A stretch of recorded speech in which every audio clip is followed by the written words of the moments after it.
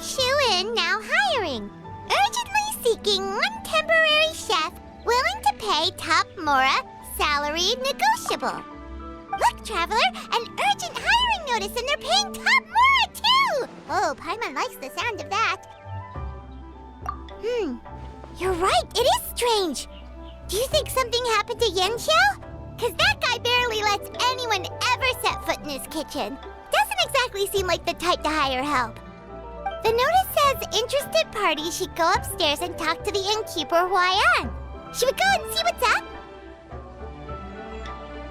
Yeah, and we can ask about the pay while we're at it.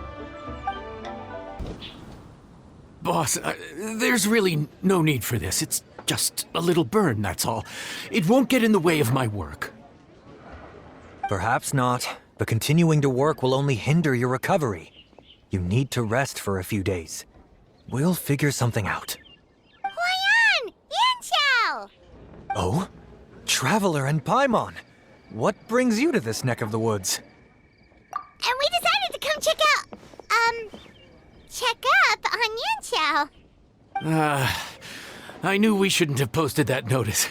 It's really nothing to worry about. I'm fine. I swear. How kind of you. My thanks to you both. And thanks on Yanxiao's behalf, too. There's nothing to be embarrassed about, Yanxiao. Just tell them what happened.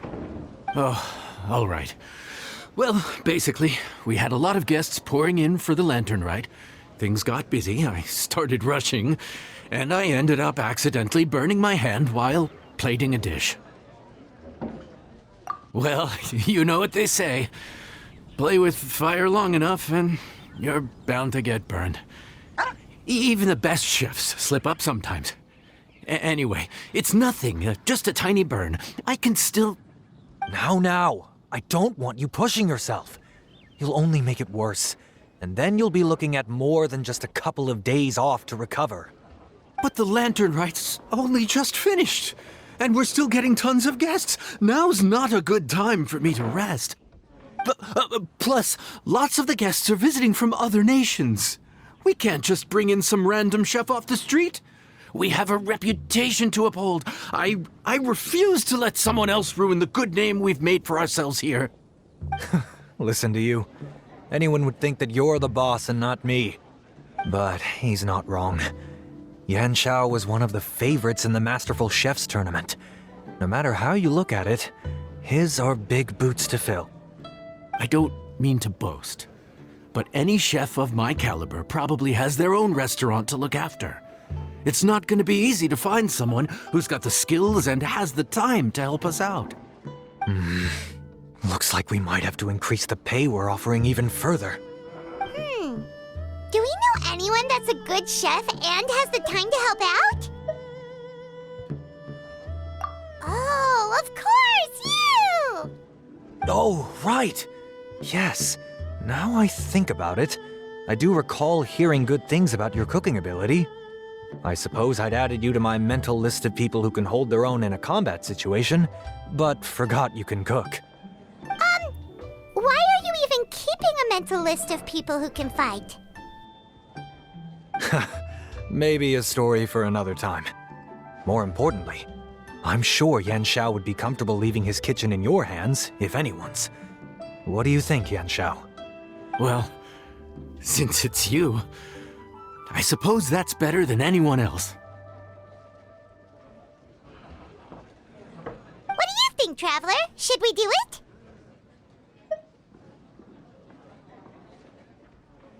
I should warn you that cooking for customers is quite a different ballgame from cooking for yourself, so I'll stick around the kitchen over the next few days to help smooth things over. Oh, so he's not leaving the kitchen after all? I believe there's some spare kitchenware here at the inn. Boss, would you mind? Of course. I'll take care of it.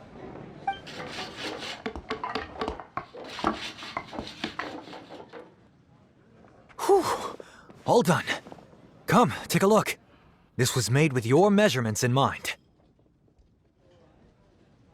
It's nothing. A little handicraft and elbow grease goes a long way. All right, Yanxiao. I'll leave you to take it from here.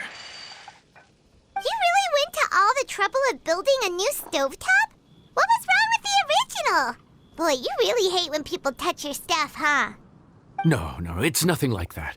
As Boss always says, hire who you trust and trust who you hire. I just thought the original setup might be a little, tall for you. Anyway, as I was saying, cooking for guests is different from cooking for yourself. Not only do you have to execute on taste, aroma, and appearance, but you also need to ensure speed, precision, and consistency. Having the right equipment is a big part of that. Ill-suited equipment doesn't just make the job more tiring, it also slows you down. And paying customers don't have unlimited patience. Sometimes cooking is all about being well prepared. That's how you ensure speed. Okay, and what about precision and consistency? Precision all comes down to using your eyes. Where to slice into a particular cut of meat, how much oil to use, how to tell when a dish is done cooking. When you cook for yourself, you can always add salt if it's too bland or add water if it's too salty. You can tweak the taste as you go, but in a restaurant, there's not that much room for trial and error. Worst case scenario, Paimon can deal with any subpar dishes by making sure they get properly disposed of. The final thing you have to focus on is consistency. You have to be able to handle the most challenging orders with the same level of technique and skill as the easiest ones. This is particularly important when you have guests from all over, each with their own tastes and preferences. You have to cater to their own dietary needs while also giving them the opportunity to enjoy our local delicacies. This last point is making Paimon's head spin. Don't worry. Matter of fact, someone as well-traveled as you may even have a better handle on it than me once you get started. And of course, I'll be around to help you over the next few days. I don't think we'll have any trouble making all our guests feel right at home. There's no time to lose, so let's get started. I imagine you probably have a good handle on the cooking side of things already. What you need to pay attention to is remembering each table's order. Try not to get them mixed up. Oh, Paimon's memory is like a steel trap. This is gonna be a cinch.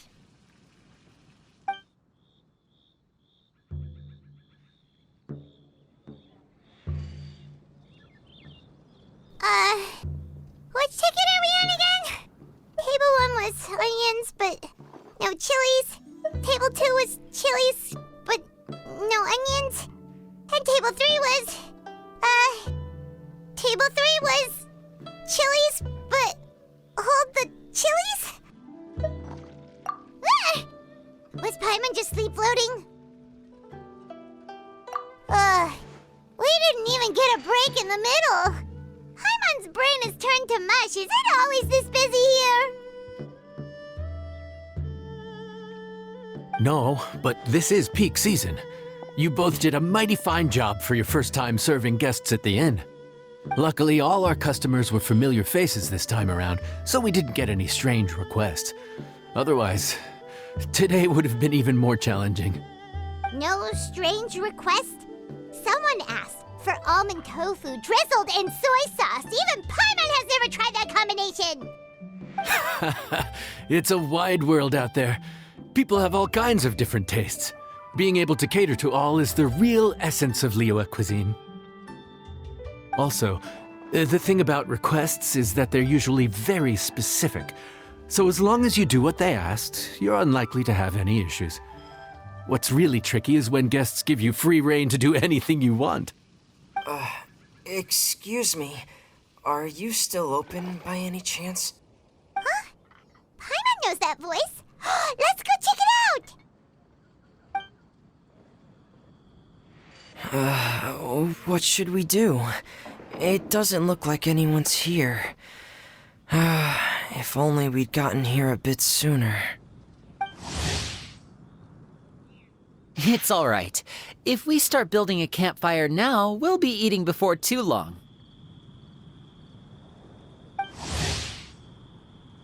Right. Besides, if anyone's to blame, it's Linny. So busy being a greedy culture vulture that he lost track of time. Linny, Lynette, Frevene, it is you! Paimon? So, is the Traveler here?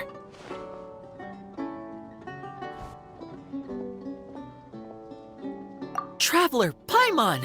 What a nice surprise!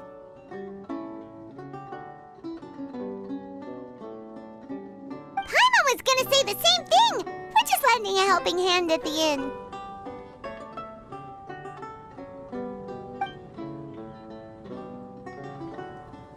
Anyway, so that's how we ended up here. But what about you guys? Don't tell us. Father sent you on another mission? No, quite the opposite, actually. We're in Liyue on vacation, and while we're here, I thought a cultural tour might be in order. Father said we deserve some rest after everything that happened recently. Otherwise, it could jeopardize our next mission. It's not every day we get this kind of opportunity. Lenny thought it might be fun to spend some time in Liyue, especially since it's Lantern Rite season. We could hardly pass up the opportunity to watch a Liyue-style magic show. Although, I think they call it conjuring here. In our time here, we've seen conjuring tricks incorporated into a Liyue opera show, and even a wushu dance. It was amazing. So, we decided to stay here for a few more days to see what other forms of inspiration this land might have in store for us. We visited Granny Roshin in Chingsa village not long ago, and today we continued our cultural tour in the area around here. In the end, though, we lost track of time. We haven't even eaten anything yet. And speaking of eating, as you know, seafood is a big part of both Liyue and Fontaine cuisine, but it's cooked very differently here. We simply had to try some local seafood after coming all this way. That's another reason why we decided to extend our trip.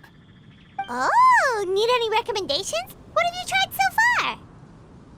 That fish one with the misleading name. Sounds bland, but it's drowning in hot chilies. Oh, you mean blackback perch soup? You're right, the name doesn't give much away. It looked and smelled so appetizing that Lynette took a huge mouthful, blissfully unaware that she was about to set her mouth on fire. She could barely speak for the rest of the day after that. Luckily, that wasn't a huge adjustment for her.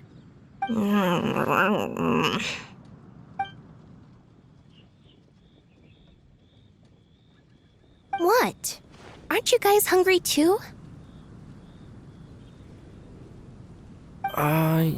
Yes, a little. Yes, I'm ready to eat. Traveler, I'm afraid we'll have to send you back to the kitchen now. Good question. I doubt we'll be able to decipher the menu, so why don't you recommend something? You should be pretty familiar with our tastes. One more thing. Please, if you have a heart, don't make it spicy. Fontaine, huh? No wonder they can't handle too much spice. Still, if we make the food too bland, they might as well be eating back home. There's this crab and shrimp stir-fry I know that could work. It's quite heavily seasoned, but it's a lot milder than it looks. It has a light but really satisfying flavor. Ooh, that sounds perfect! What's it called? Well, this is where it gets interesting. They call it the Palace Jewels. The crab roe is supposed to look like pearls of gold, and the shrimp meat like chunks of jade. Here's the recipe. When you're ready, go ahead and give it a try.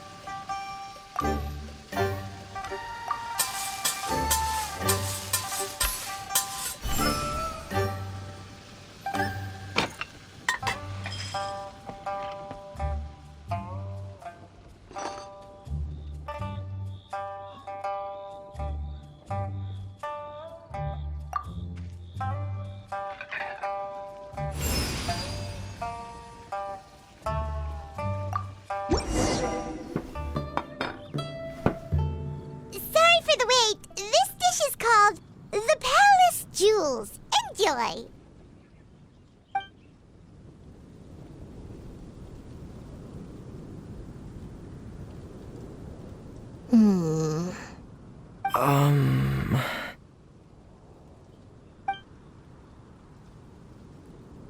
Ah, yes. We meant to say, you two must be tired after a long day of work. Do you want to eat with us? Oh, now that you mention it, Paimon is a little hungry. Well, if you insist, then who are we to refuse? Oh, right, of course. You're still our customers. Why aren't you eating? The sauce looks a little overpowering. According to Liyue custom, it's probably good table manners to let someone else go first.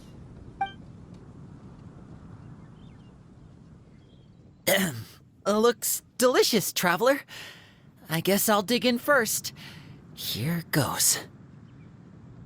What is it? Do you need some water? No, it's delicious.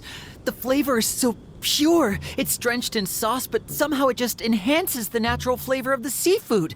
Try it for yourselves. All right.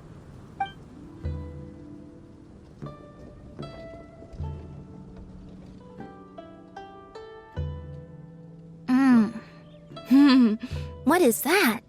Crab roe? Yep, you have quite the palate, Lynette. No wonder it pairs so well with the shrimp meat. I've never seen it prepared this way before.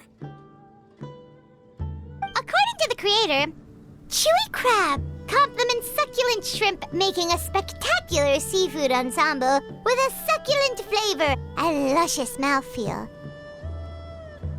The crab roe glitters like pearls of gold, and the shrimp shines like chunks of jade. Hence its name, the Palace Jewels. So that's where the name comes from. Huh. I suppose it's quite fitting then. Was Paimon always this well-spoken? This dish must be right up your alley, Lynette.